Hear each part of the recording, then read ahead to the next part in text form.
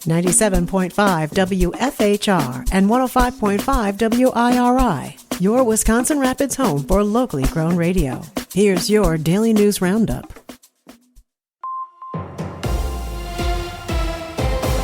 With Civic Media News, I'm Terry Miller. A large majority of Wisconsin voters say lawmakers should have approved a $1.8 billion tax and spending plan, even though it failed at the Capitol. A new Marquette poll shows 80% supported the package, which included school funding, tax relief, and rebates. Opponents, including some Republicans and all Senate Democrats, warned it could lead to a nearly $3 billion deficit in the next state budget. However, Democrat Missy Hughes, who's running for governor, said that projected deficit is based on no growth. Still, most people surveyed said it was better to pass the plan now rather than wait. The issue could play a role in upcoming elections, though many voters say it's not their top concern.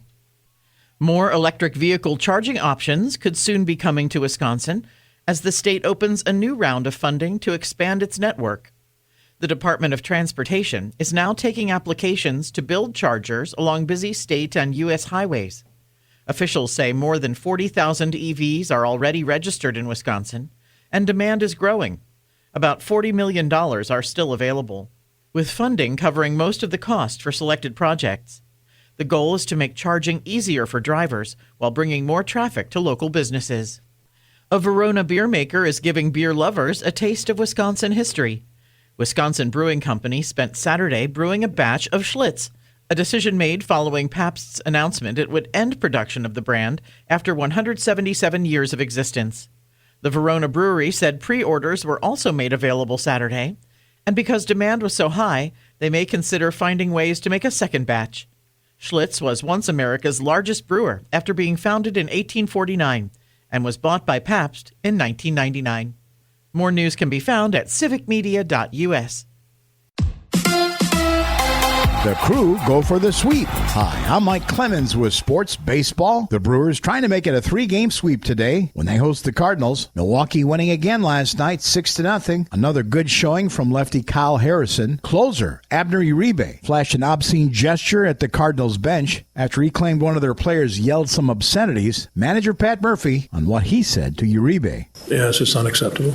I don't know what got over him. I mean, he's been an emotional guy, but that kind of thing, that's just not how we do things, and I was embarrassed by it. And, why are we doing it? It's a 6-0 game. I love the kid. He's been so great for us in so many ways, but that's unacceptable. NFL Packers running back Josh Jacobs under arrest, facing 5 charges for domestic abuse. Jacobs plays a key role on the offense, scoring 13 touchdowns, rushed for over 900 yards last season. Backup running back Emmanuel Wilson, now with the Seattle Seahawks after signing in free agency. With sports, I'm Mike Clemens. I'm meteorologist Brandon Bormans. A mix of sun and clouds today with an isolated shower or thunderstorm possible later in the afternoon, highs in the mid-80s. A stray shower or storm early tonight, otherwise mostly clear skies with lows in the lower 50s, sunny and upper 70s on Thursday.